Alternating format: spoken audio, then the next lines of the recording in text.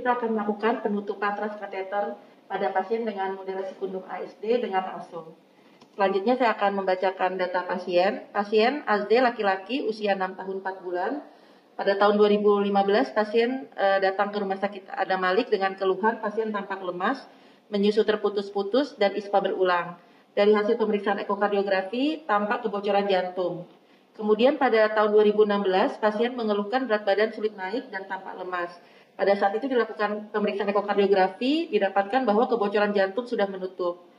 Pada tahun 2017, pasien datang lagi berobat dengan keluhan yang masih sama dengan berat badan sulit naik, diare berulang dialami pasien. Pada saat itu dilakukan ekokardiografi ulang dan tampak kebocoran jantung dan jantung sebelah kanan membesar. Saat itu pasien diberikan terapi obat antiveler. Pada tahun 2021, pasien masih mengeluhkan berat badan sulit naik, anak lemas.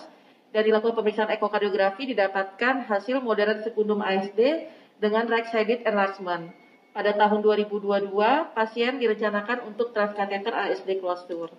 Dari pemeriksaan fisik, pasien berat badan 16 kg, tinggi badan 121 cm dengan gizi kesan kurang. Dari pemeriksaan fisik didapatkan dari dada suara nafas vesikular, suara jantung S1 normal, S2 wide split and fixed, didapatkan adanya bising jantung sistolik grade 3/6, di CS23 linea parasternal kanan. Kemudian dilakukan pemeriksaan fototorak, didapatkan hasil kardiomegali dengan CTR 52%, corakan vaskular paru meningkat akibat adanya defek pada jantung dan tampak konus pulmonal yang menonjol, dengan kesimpulan kardiomegali dengan RVH. Pasien juga dilakukan pemeriksaan EKG, didapatkan irama sinus 86 kali per menit dengan absis normal. Demikian data pasien. Selanjutnya untuk data ekokardiografi akan dijelaskan oleh Dr. Tina. Terima kasih.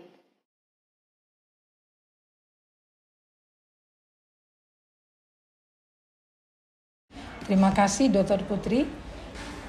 Di sini saya akan menjelaskan gambaran dari transthoracic ekokardiografi pasien ini, di mana tampak jelas adanya pembesaran dari atrium kanan dan ventrikel kanan.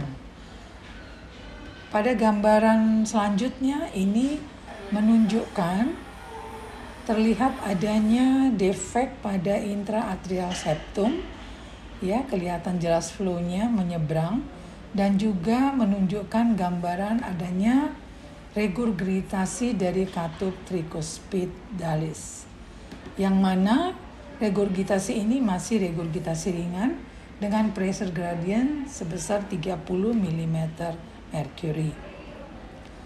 Pada gambaran ini jelas terlihat adanya defek dari intraatrial septum. Jadi kita bisa melihat flow-nya dengan jelas, di mana flow ini jelas sekali menyeberang, ya, itu menandakan adanya defek pada sekundum atrium.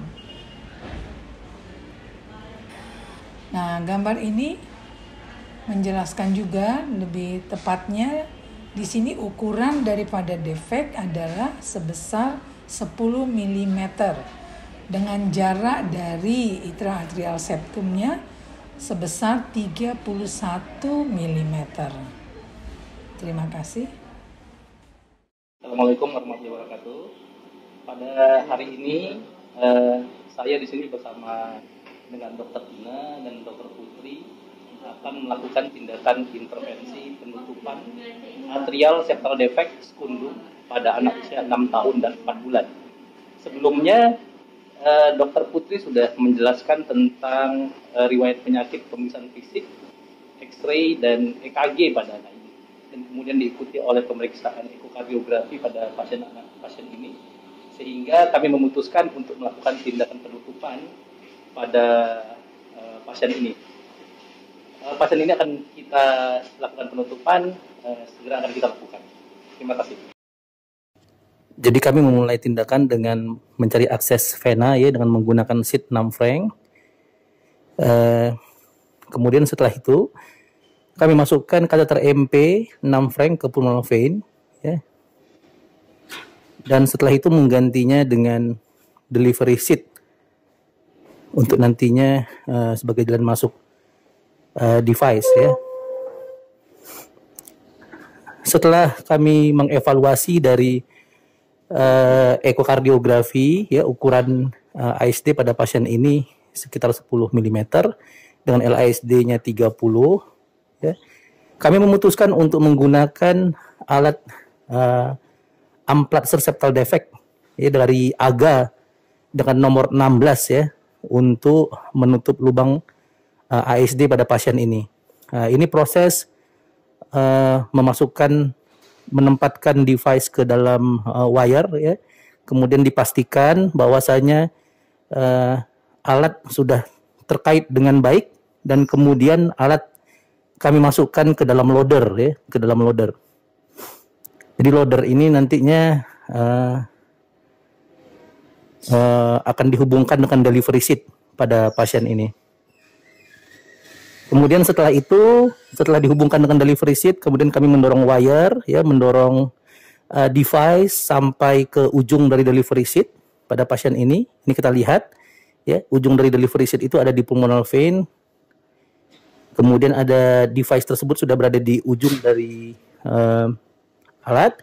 Kemudian tadi kami mencoba sebetulnya untuk melakukan LUPV assist, ya.